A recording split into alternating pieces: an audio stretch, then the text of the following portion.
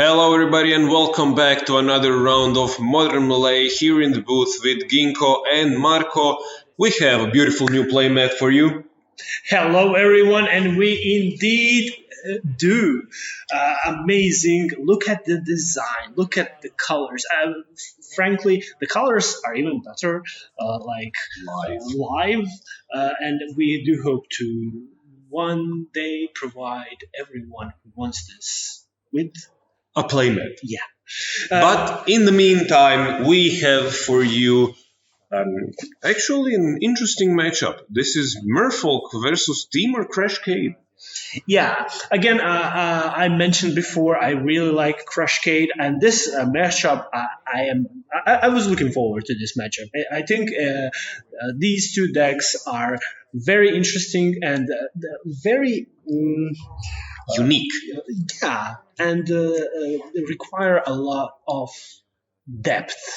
So to just summarize both decks, on one hand we have Merfolk, who are the fishes of the format. They're very slippery, they're very resilient, they grow exponentially. 1/1/1 can just suddenly become a 3/3 or a 4/4, and they can just smash face with Island Walk and various lords. On the other hand, we have a unique deck that is Rhino Crashcade that plays Crashing Footfalls, which puts down for 1 mana, usually, puts down 2 4/4s, but you need to delay this for several turns.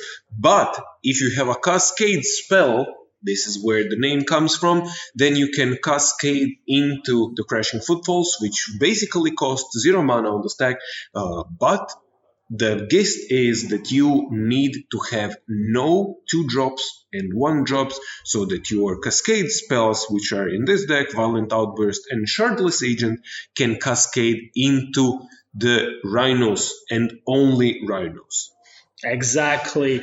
Worth noting a bit is that matchup can become very, very interesting because Crashcade is a 3-colored deck, and Merfolks often have a lot of land control. Exactly.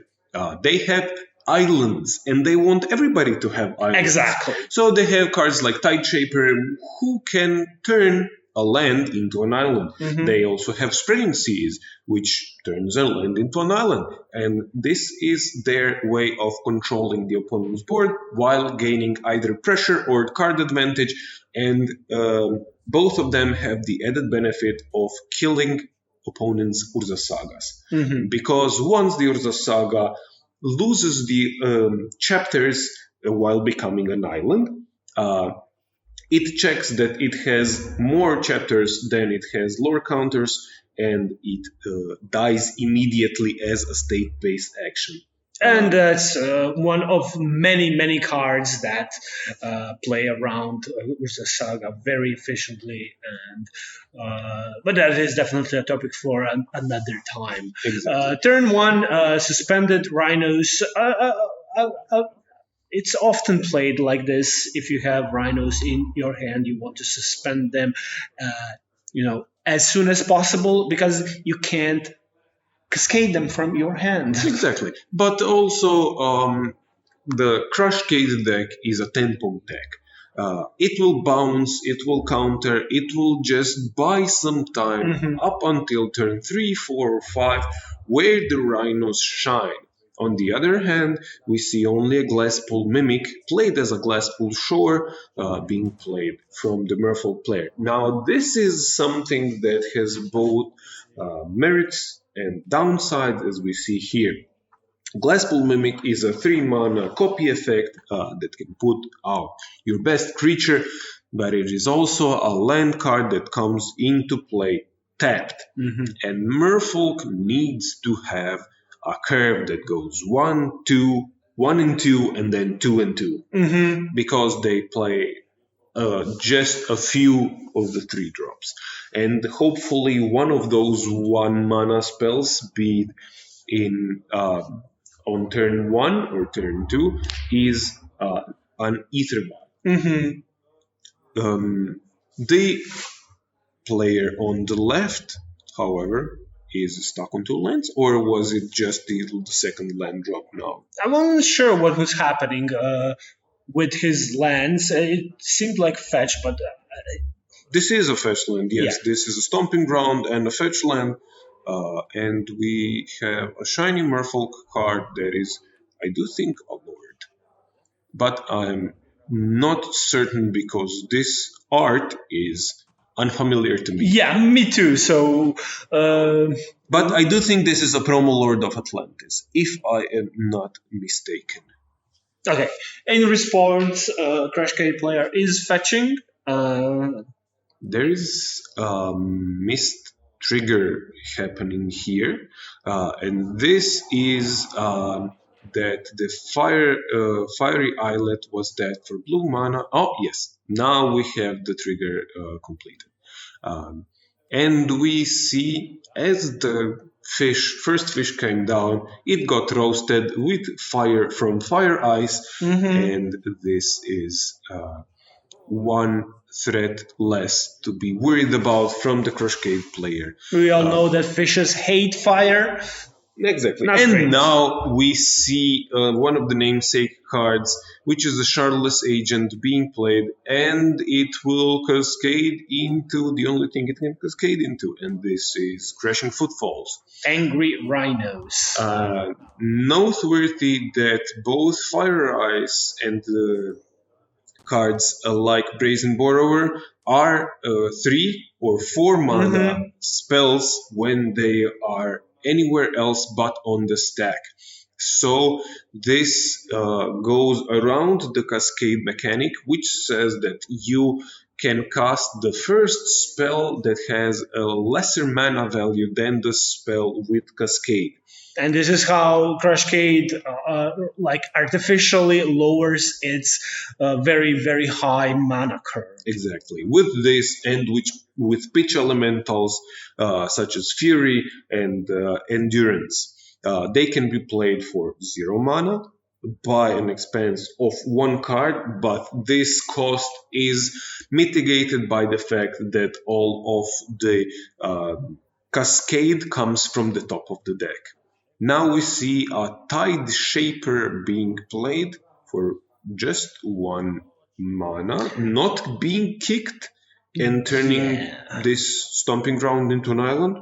Weird. I would assume that the Merfolk player is holding interaction, perhaps. Maybe, yeah. But why?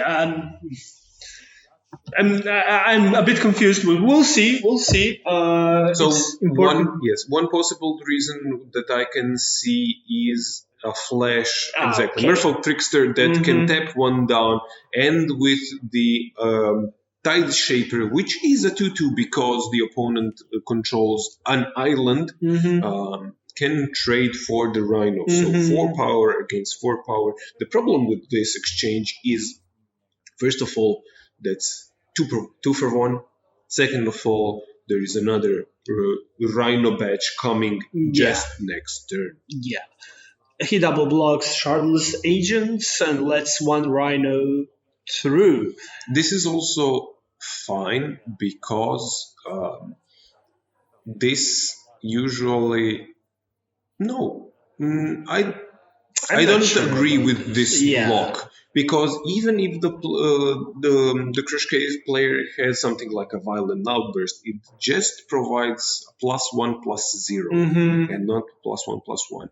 And there is another Crashing Footfalls being suspended, so 3 of them either cast or suspended. 1/4, 1/1 counter. Next turn, we are going to see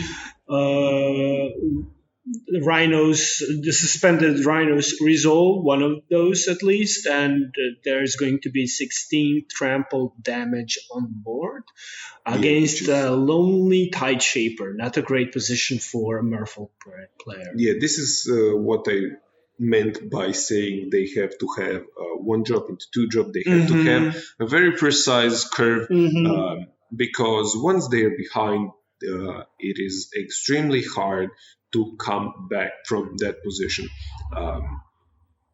But Another Tide Shaper and attacking with the first one.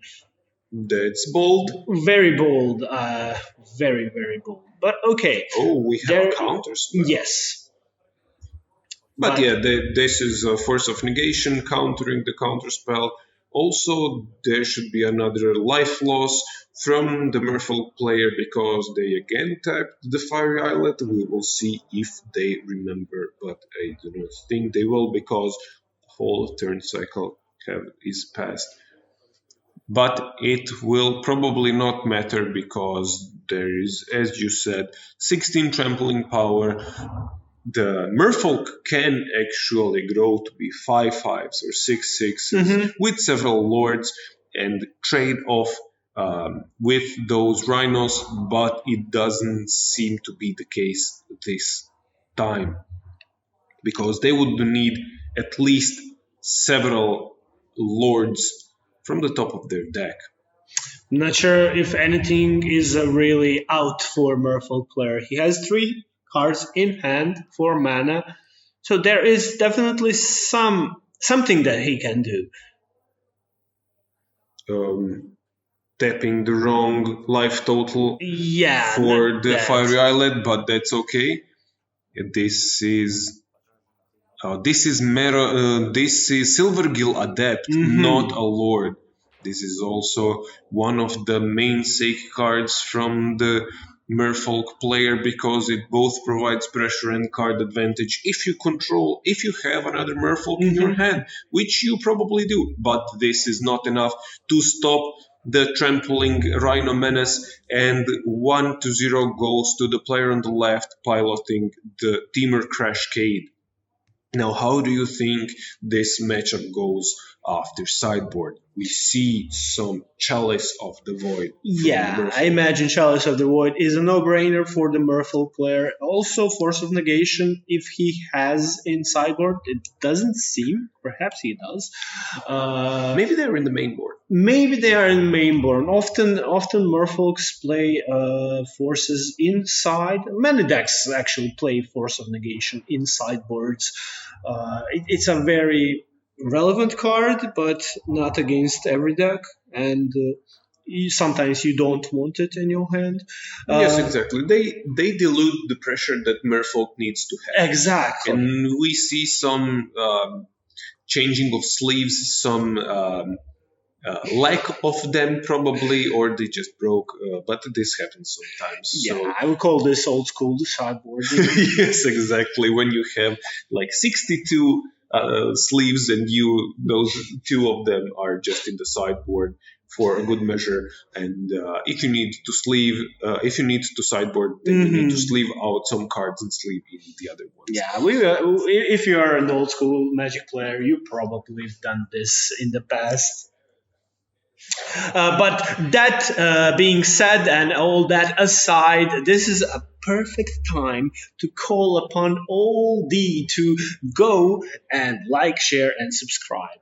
This is an amazing way to show us your support, and it really helps us. If you have any suggestions or you want to,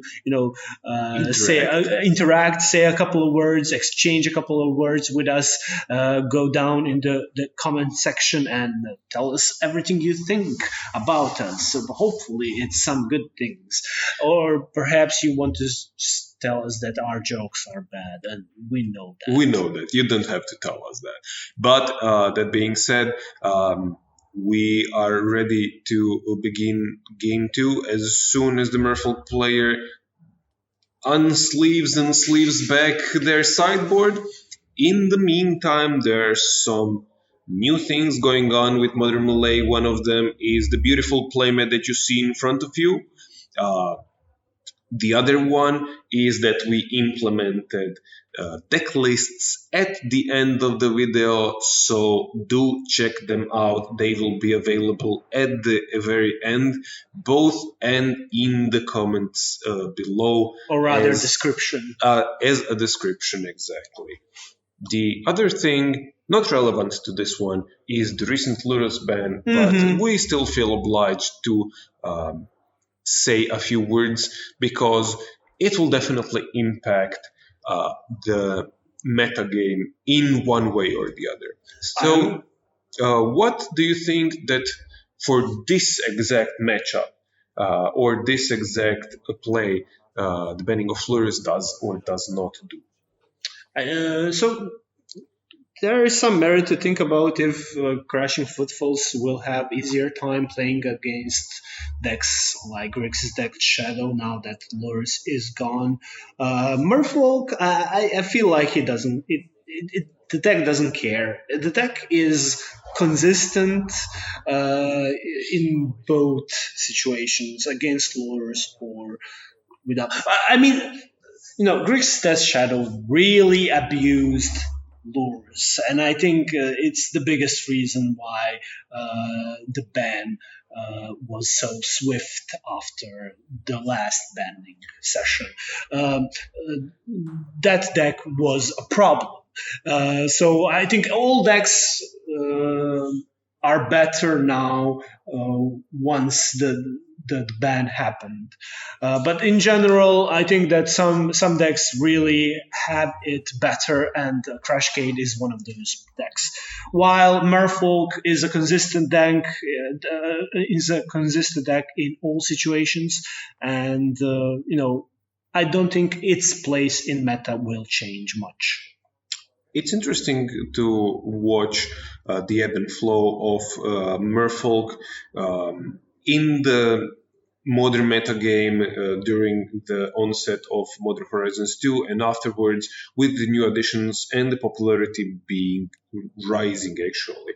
And one great thing about Merfolk is the ability to just go through and plow through all of the removal that is present in the modern metagame right now, up until the point where Lurus was banned.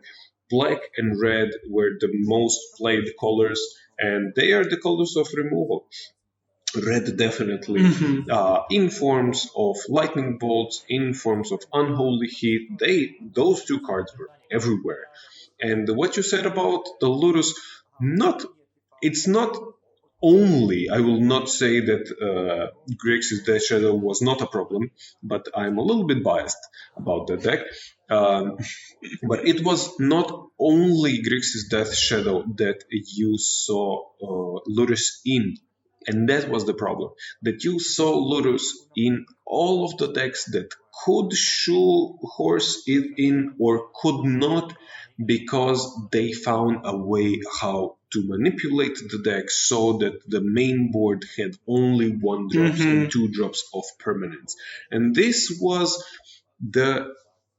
I would say, the biggest problem. While there is a saying that goes, limitations breeds creativity, in this case, this was not a limitation that bred creativity. This was more of Lurus is so good that we have to make our deck into this mold.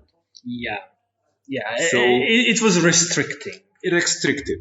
Exactly. Now we see a good start from the Merfolk player. There is a Cavern of Souls, probably maybe Merfolk, and there is an Aether Vial ready to tick up and deploy all of those fishes to the battlefield without paying any mana cost. Exactly. Very, very strong card in any tribal deck.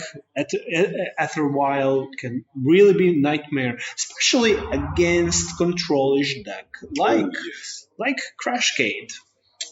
Crashcade definitely is a controlling deck, but it doesn't care as much about creatures as it does against something like discard or something like counter spells or sweepers. It can play at the end of opponent's turns, and it is very versatile in this regard. But here we see a Grafdigger's Cage. Interesting sideboard tech. Yeah.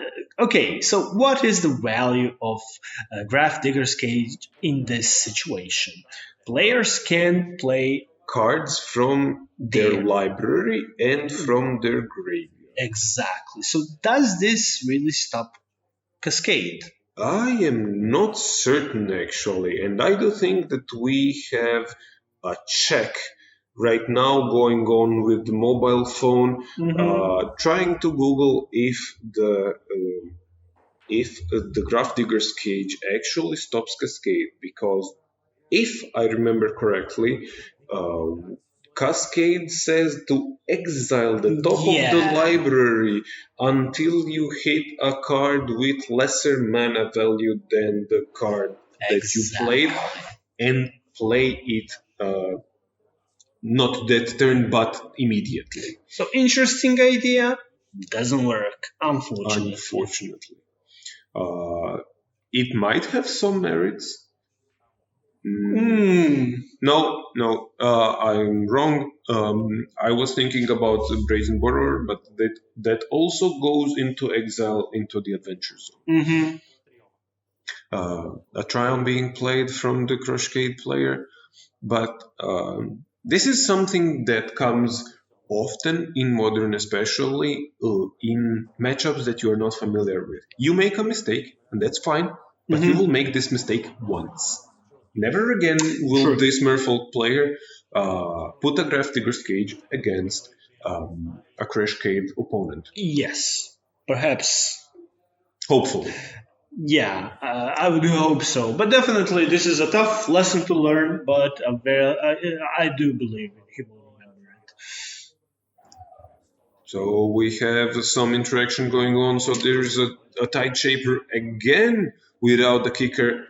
And we see a fetch land being cracked and stomping grounds played from the Crashcade player.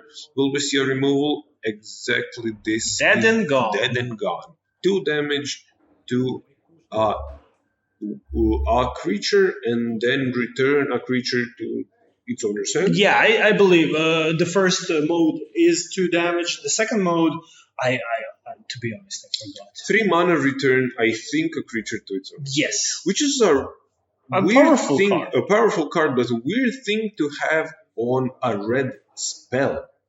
Yeah.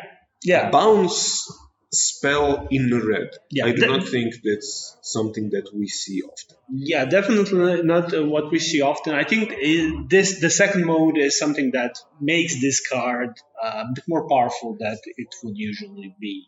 Like if it was in black, like okay. Exactly. So a shock and a bounce.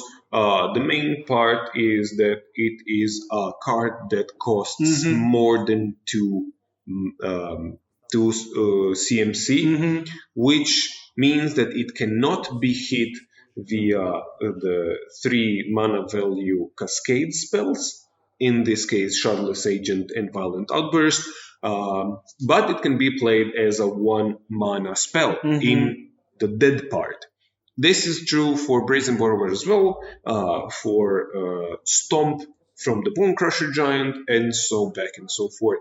Also, the pitch elementals play a great role in this deck because they can be played by exiling a card of corresponding color from your hand in order to play them and basically sack them, evoke them when they come into the battlefield, but they all cost 3 or more mana, which in this case is good thing. Yes. On the other hand, we see one of the Merfolk lords hitting the battlefield and a Mutavault being animated, which is of course also a Merfolk, so it gets buffed by the lord. It is a 3/3, and this is actually the first damage that anybody did in this game.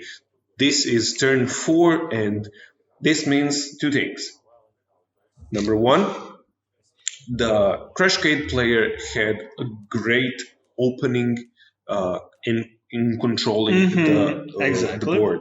Number 2, the Merfolk player played Grafdigger's Cage. Yeah, losing tempo, losing a turn. And losing a card from their hand. Yes. This card could have been anything from the main board that they deemed unnecessarily. And this is something that we say often, is that there is too much sideboarding. There definitely is too much sideboarding going on, probably in more decks than usual. this can be a sign of not knowing the matchup very well, but it can be also a sign of, oh, I have all of these great cards in my sideboard. I need to get them I need all. to use them. Yes, I need to get them all into my main deck. The main part about sideboarding is you need to see first what you side out, and then see how many cards there are that you have, how many slots there are that you can get cards into them. Okay, coming back to the match, the Crashcade player attacked with rhinos, and in response, a very strong Vial. Yes, so I do think this is a Merfolk that bounces a card. I do not recall the name. But in response, we also have Fire Ice killing off the Merfolk Lord. 2 damage to the Lord, gets it dead. And another 2 damage, another Fire Ice to this Merfolk, kills it. So 1 Rhino comes through. And here we see again the board clear from the Merfolk player. They should be the one having all of the creatures on the board, having all of the pressure, not playing from behind, but playing from the front. Because they should be the one that has built their deck in a way that they have a 1-drop into 2-drop, into 3-drop, or potentially a 1 and a 2-drop that just play off of each other so well. So what is the? I guess I would say that Chalice would be a great play for Chalice on 0 would be a great play from the Merfolk player, but we know that Crashcade has Brazen Borrower in. Okay, that's another Glasspool Mimic. Yes, but this is a mistake because Glasspool Mimic can only copy your creatures. No, they'll let it through. Maybe it is in a foreign language, or maybe we'll see. There is something happening. There is something happening here which is definitely not correct.